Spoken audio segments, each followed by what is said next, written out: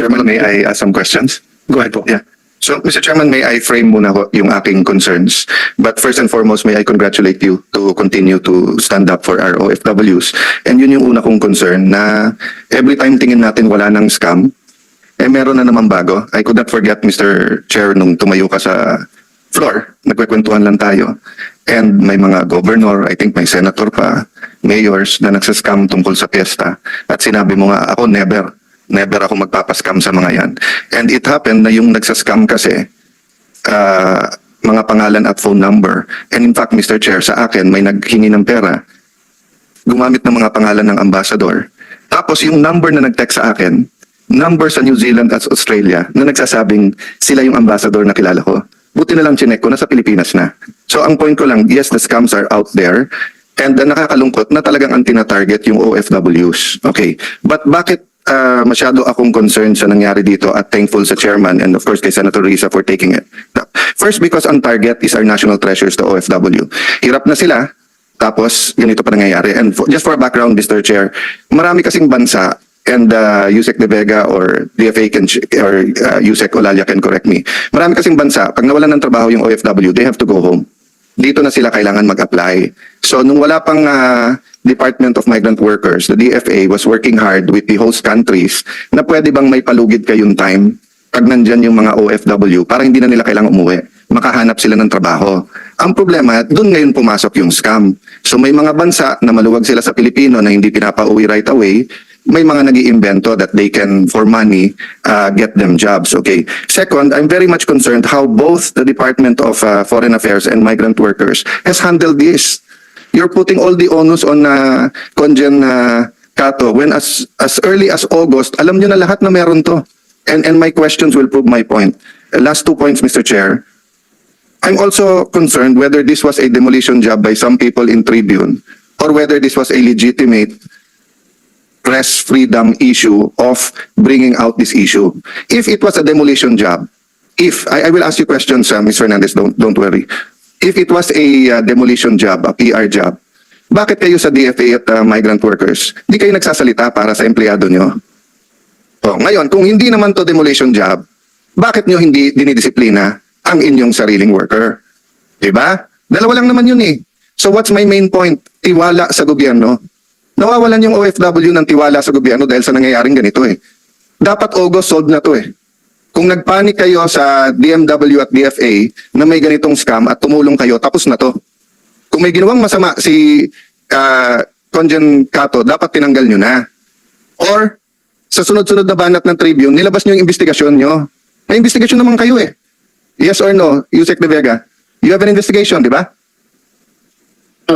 Yes or no lang? Yes or no? Your Honor, was therefore, actually it wasn't an investigation, more than a fact-finding. Oh yes, so you had the fact-finding, yes or no? Yes. Oh, and was Elmer Cato cleared? Yes or no? Sir, I was not there to accuse him of anything. No, I'm not talking about you. I'm talking about the FA. I have limited time, Yusek. So I just want a straight answer. Was he cleared or is he guilty? There's no evidence that he made money out of this thing or Okay. anything. It seems that, well, Did he drop the ball in the investigation or was he on it?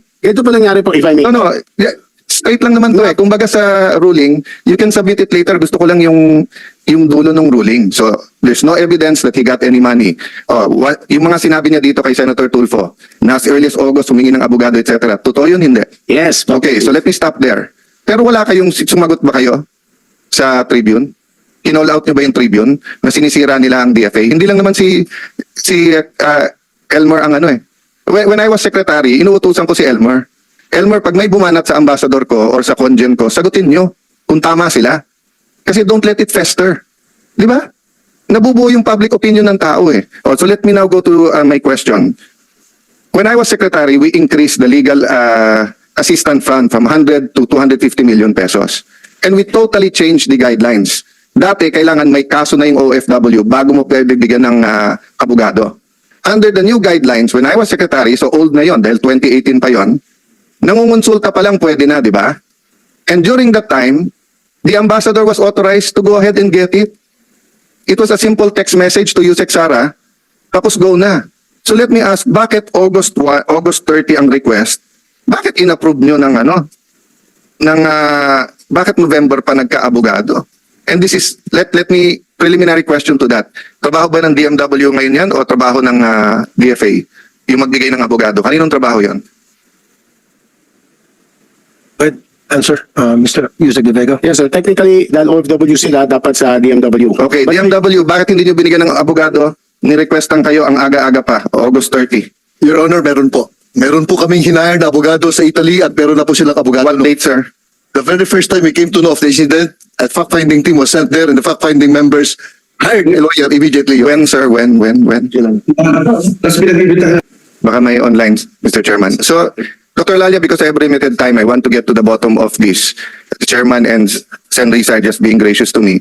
Give me the dates. Kailan nyo nalaman na may scam at kailan kayo nakahire ng abogado?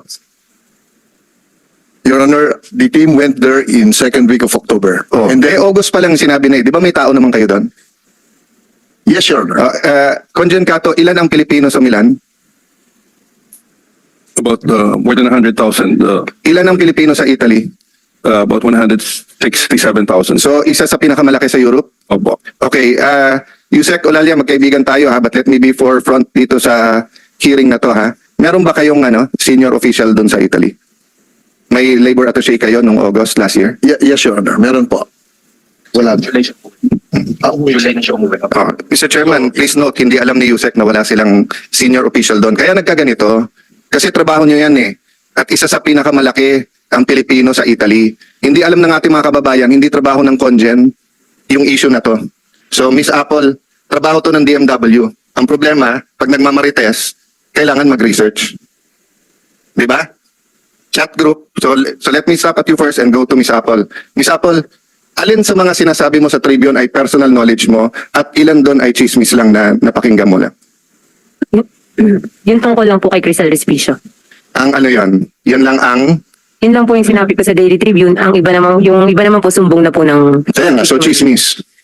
Sumbong po. Ano kaibahan ng sumbong at saka chismis? Sumbong nangyari po talaga sa kanila. So paano alam mo na tunay na nangyari? Hindi lang po isa nagsabi. So 400 ang nabiktima dito lang na to. Ilan ang estimate na nabiktima sa buong Milan ng mga patronato? Sabihin mong 1,200. Kaya ba ng Congen harapin ang 1,200 na tao? Oh, so bakit kayo nagko-complain na hindi naharap personally? So hindi na... Di ba? Your Honor, hindi... Ang mga senador ba, hinaharap ba namin kayo lahat personally? Gusto namin. But there are 110 million Filipinos. So yun nga ang sinasabi kapag ka-chismis kasi. Di ba? So kung grupo-grupo yon, haharapin ng Congen yung leader ng mga grupo. Iba yung hindi inasikaso, iba yung hindi hiniharap. Yung Secretary ba ng Justice, hinaharap ba niya lahat ng complainant? Oh, di ba? So, ano yung totoong sinabi nyo sa Tribune at ano hindi? So, sinabi nyo ba sa Tribune na kumikita si ano? So, may I ask Mr. Hernandez, sino Mr. Chair, sinasabi nyo na? The indulgence of Senator Alan. Mr. Chair, Senator Rizzo. if I just may, gusto kong mas pahalagahan yung sinasabi ni Miss Apple sa atin mula nung nakaraang hearing na maaring hindi lahat ay personal knowledge na sinabi naman niya, marami or may mga sinabi sila na reklamo sa kanila at nirelay lamang nila. Pero ito po ay yung marami din ay masasabi nating personal knowledge niya, karanasan niya sa either sa sarili niya or sa mga kababayan sa Milan na nagkwento sa kanya. So ito po ay may Sige, higit na magkaiba po yung halaga. personal knowledge at yung kwento. Okay Hindi po, po personal pero- knowledge yun. Alright, So, we're not lawyers here, so we have to make that I am diba? not a lawyer, Yeah. Mr. Chair. Yeah, pero but ang sinasabi this is a ko legal po- matter, so we have to be Hindi lang clear po about ito it. legal matter, pati po para sa akin bilang author sa isa sa mga resolusyon na gusto kong pahalagahan yung sinasabi ni na Miss Apple. Yes, but Mula Senator nung- Risa, if I go here and say, na kwento ng mga tao tungkol kay Risa, magre-react ka eh. Mr. Chair. Karero to ng mga taga-DFA, hindi Mr. pwedeng Chair. chismis or hearsay ang gagawin natin dito. Doon ako pinaka- No, I'll go there if you No, allow me Sir. after Mr. Hernandez. Babalik ako sila. Na-interrupt kasi yung trend ng pagtatanong ko sa kanila. I am Hindi sorry kayo about interrupt eh. that. But 1 minute suspension? May I 1 minute suspension muna. May I just complete para kay Miss Apple? Thank I'm you, sorry Mr. for that, Chair. Madam Chair. I'm zealous Thank you, about DFA and Sen. DMC. Alan. I'm sorry for that. Miss Apple, hindi ko po.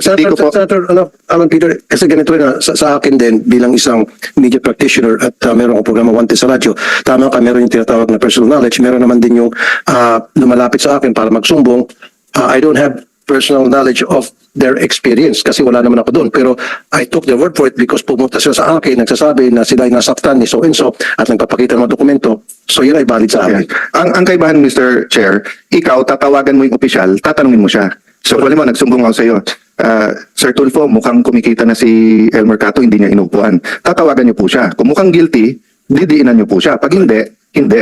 Correct. Eto po, meron na writings of a hatchet job, which by the way, Mr. Chair, that's what I want to go to. But I will tell Miss Apple nga na, hindi ko minamaliit yung experience OFW malasakit mo.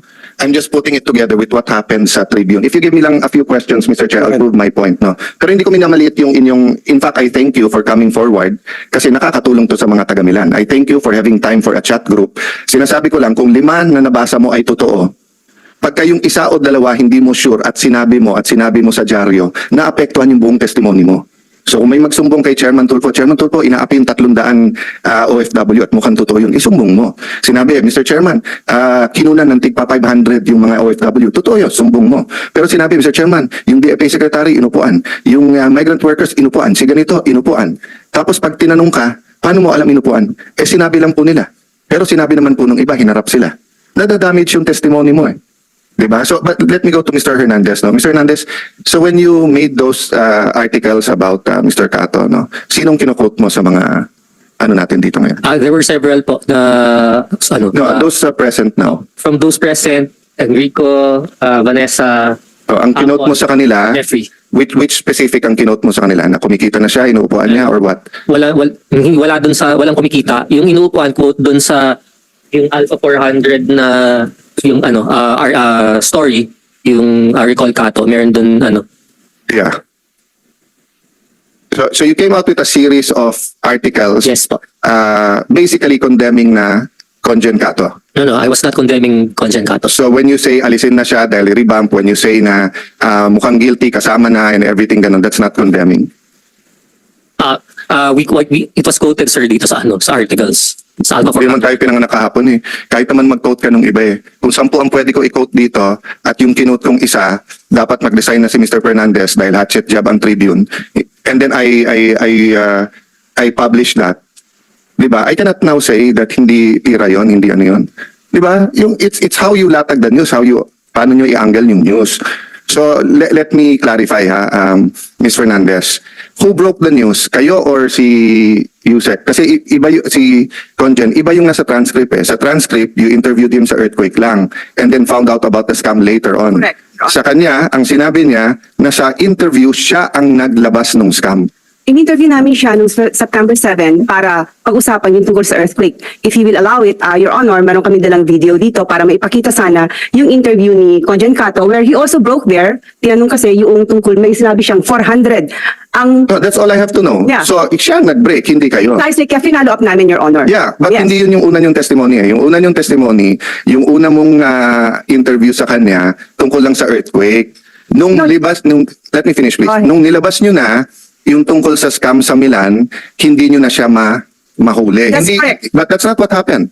What happened was, in your first interview, siya ang naglabas na meron and then off the air, sinabi niya sa iyo, ma'am, pasensya na hindi ko mabibigay yung details kasi under investigation to. Hindi ba yun ang nangyari talaga? Your Honor, if you will allow me, we have these subpoenas, No, the documents. I don't need that because you already admitted Ang tanong ko lang naman is in your first interview, did he already bring up the scam or not? You already said he brought it up. He did, but I did not interview him. It's Alan and Mr. John Dawson. Yes. So he was the one who broke He it. brought it, yes. He Yes. brought it out. That's why they came out. Okay. Kaya sila lumabas. Dahil nakita nila si Conjen Cato na nandun sa usapang OFW. So, nakipag-contact sa amin yung mga nabiktima. And that's how we started it. And then we tried to call Conjen Cato para sagutin nga ito at i-endorse yung mga complaint. Ayaw niya magsalita. So, that's the story, Your Honor. No, that's your story. That's the real story, Your Honor. That's one side of the story. No, That's Your Honor. story. That's the real story. You know, kahit magpalakasan tayo ng boto dito, it will be no, I the... warn you, you don't have the right to raise your voice in this hearing.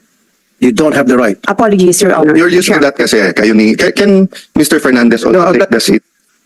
Mga resource person, wala kayong karapatan na magtaas ng boses dito. Okay? Ang pwede magtaas ng boses siguro yung nagtatanong sa inyo, pero kayo hindi pwede.